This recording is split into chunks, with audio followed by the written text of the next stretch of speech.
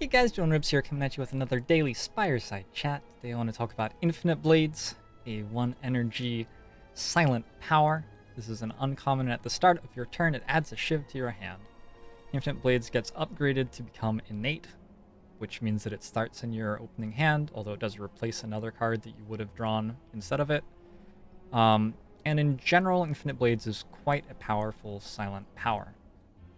I didn't used to think that Infinite Blades was super great. We'll get into that, but I've come around. I think that Infinite Blades is generally a very, very solid pickup early in the game, and later on in the game, if it isn't good, it'll be obvious that it isn't good, but there's a decent chance that it will be good. So, as a power, there are two drawbacks to Infinite Blades. The first is that it's slow. It doesn't do any damage whatsoever the turn that you play it. And then the turn after you play it, all you have so far is one shiv. Shivs, of course, are 0 energy, colorless cards which deal 4 damage and exhaust when you play them. So, like, congratulations, you've made a shiv. You get 4 damage for 1 energy. Way to go. That's problem 1, and that's a real problem in hallway fights. Sometimes this card just isn't fast enough to do much of anything, and, yeah, that's a real thing. The other issue is that powers can be detrimental in boss fights. Now, the reason I'm talking about Infinite Blades right now is that the Awakened one has just been changed to only gain 1 strength from powers being played instead of 2 strength from powers being played, was where the Awakened one was at before. So powers just got a lot better in terms of being able to beat all 3 of the final Act 3 bosses. It used to be that a deck that was really loaded with powers would have a lot of trouble against Awakened 1, but I don't think that's anywhere near as significant a concern anymore. Against Time Eater, a lot of people looking at this card the first time, I think me looking at this card the first time, if I remember right, I can't remember exactly, but it looks at first glance like Infinite Blades probably isn't that good against Time Eater, because Time Eater ostensibly punishes you for playing a lot of cards. Every 12 cards you play, Time Eater will say, that's the end of your turn, and I gain 2 strength.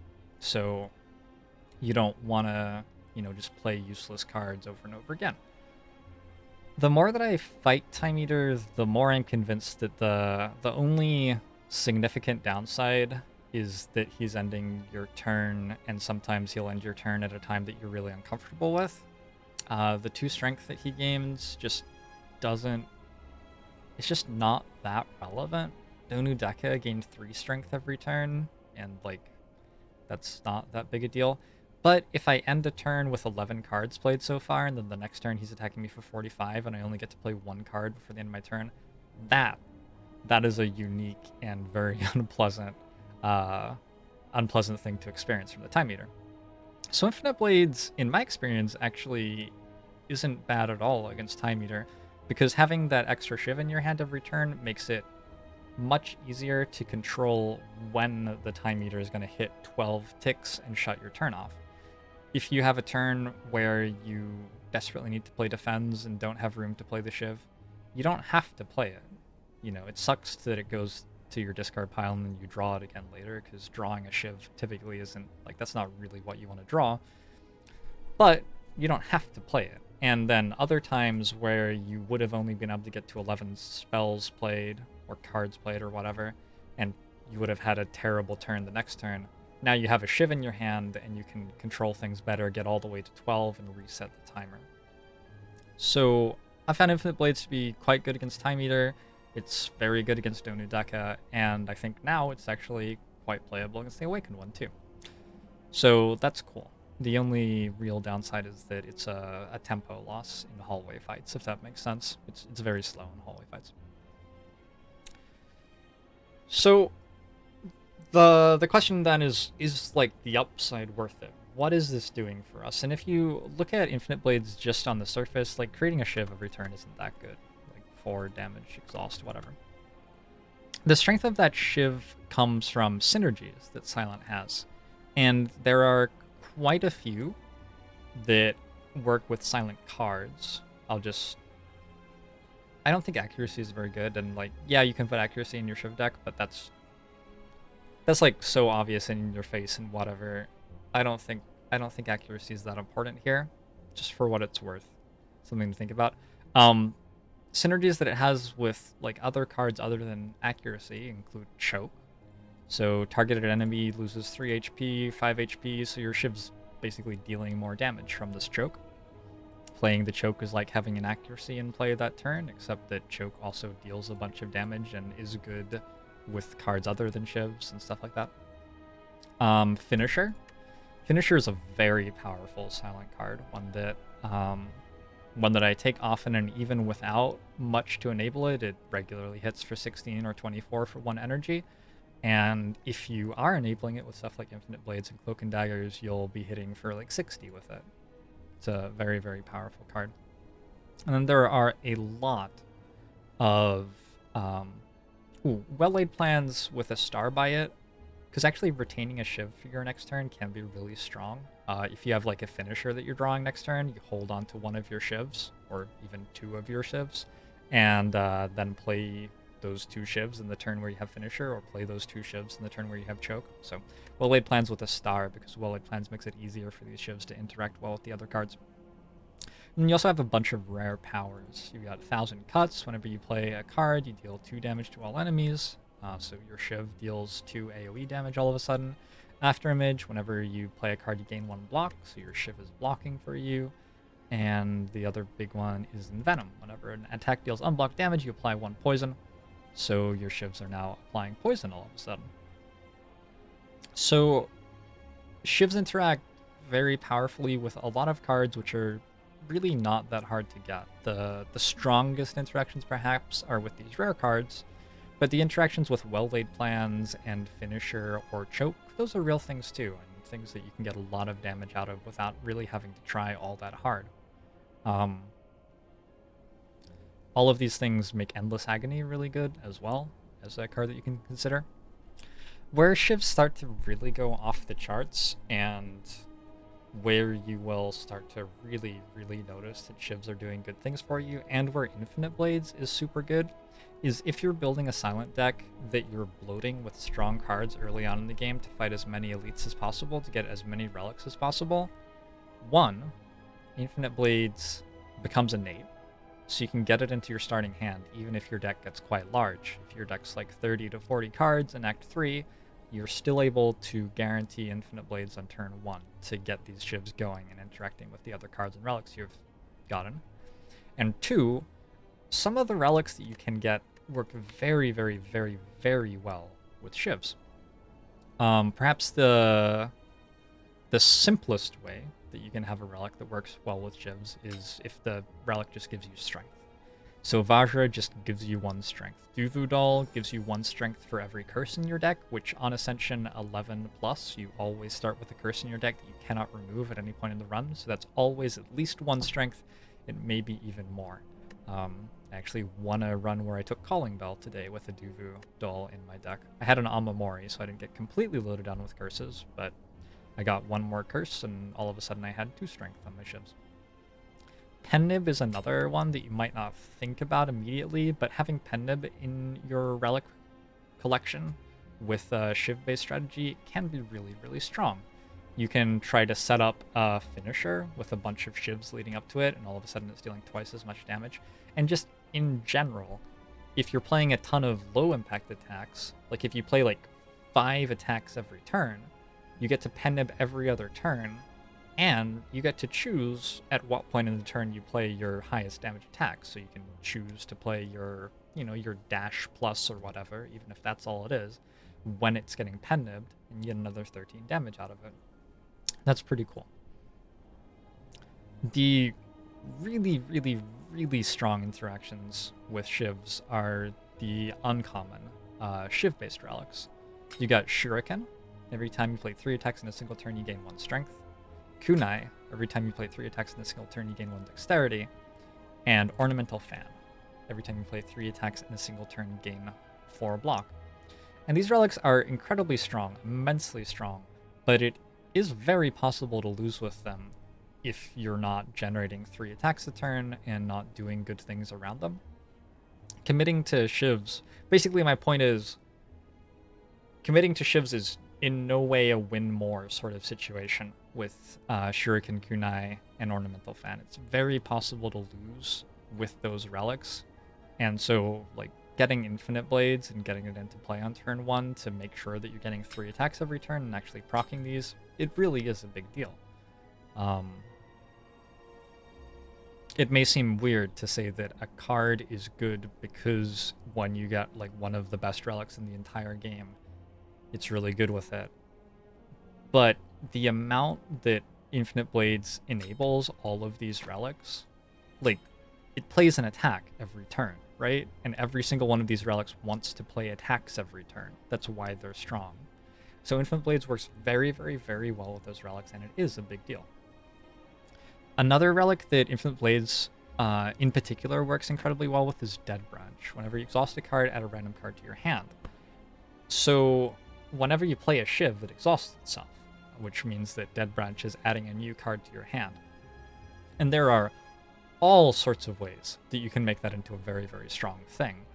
I mean, you don't even have to do anything, in fact, to make that into a very strong thing. Just getting a free new card every time you play a Shiv is a strong thing. You're effectively drawing a bunch of cards. Sometimes you'll get an adrenaline and you're getting more energy. Sometimes you'll get a new power, and for the rest of the fight you can have a new power in play.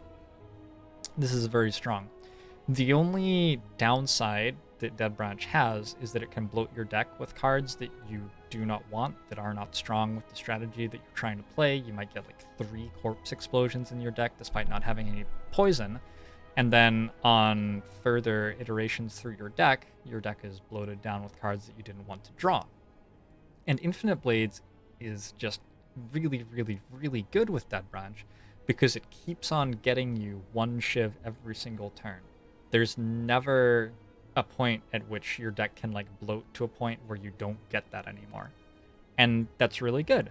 If you have like 2 or 3 Infinite Blades in play, your deck probably doesn't need to do anything else for it to win with Dead Branch, because those 3 free cards that you're seeing every turn, you're like going to end up burst catalysting something for 300 without having started with poison in your deck or something like that. You just like, the silent cards are pretty good. They're in general, they're pretty decent cards, so seeing a lot of them is going to find you lots of really strong combos. I still get people every now and then responding to my Dead Branch video saying, terrible analysis, this relic is bad, it lost me a run that I would have won otherwise. And I'm still above 90% win rate with this relic on Ascension 15. So, there you go. Maybe getting Infinite Blades into play is one of the reasons that I'm so successful with it on Silent. Maybe other people are missing that interaction, I don't know. So yeah, Dead Branch is a really big one, and then Mummified Hand. There are just a couple of relics that interact very nicely with powers. Where's Egg? Or Urn. There you go. Bird-faced Urn. Heals you every time you play a power. So I believe that was 3. I think that was 9 relics that I think Infinite Blades is really, really good with. And there aren't actually that many relics here. Each of these rows is 9, so I guess if there are 9 relics I think it's really good with, that's like 1 in 6 relics, almost. So Infinite Blades gets really strong if you're pursuing a strategy where you are bloating your deck with strong cards so that you can fight as many elites as possible to get, 1, as much gold as possible to buy relics from stores, and 2, you just get relics from fighting the elites.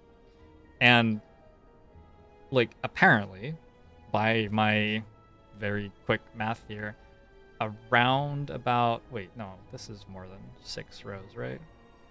Okay, we'll say like 1 in 7 or something. This is very quick math. But like maybe 1 in 7 relics is quite good with Infinite Blades. Somewhere between quite good and like bonkers insane with Infinite Blades. You got 2 common relics, 3 uncommon relics, and 4 rare relics. Is that right? Did I count Gurya? I don't think I even counted Gurya. Anyway, there are quite a few relics that are really strong with Infinite Blades. And these relics are really strong with Cloak and Dagger too, and stuff like that. Getting relics into your silent decks can really help them out on beating Ascension 15. But bloating the deck in order to beat elites can sometimes be pulling it back further than you're able to get ahead by picking up relics. And so having Infinite Blades as a fairly strong card, which is, you know, it's okay at killing elites. It's good against Lagavulin.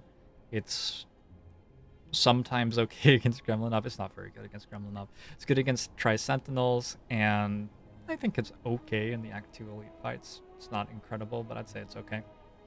Having that card in your deck to help you kill elites is great, because then when you do get a relic that works well with a card like that, hey, you already have that card, and you have those interactions going. This is a real thing. It's a big deal.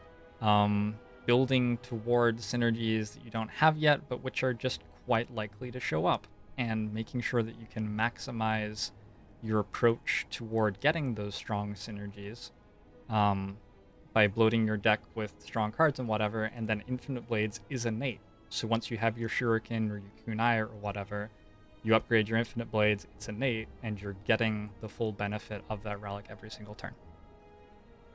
Apparently I just talked for 16.5 minutes. It doesn't feel like I had that much to say about Infinite Blades, but maybe I did. Yeah, I used to think that Infinite Blades was not that great, and now I'm like really happy to have it all the time. And just on paper, it doesn't seem like it's that strong maybe, but there are so many interactions that it has with other silent relics and cards, and so many of them are just very, very strong. And it just works. It just works. So, I highly recommend grabbing Infinite Blades. Make sure that your deck can like block and stuff. That's really important. And make sure that it has like front-loaded damage as well, because Infinite Blades is really slow. But Infinite Blades can be a very, very powerful card to push your deck over the edge and let it do really, really strong things. And I find that Infinite Blades, more often than not, ends up doing some really strong things for me as the run goes on.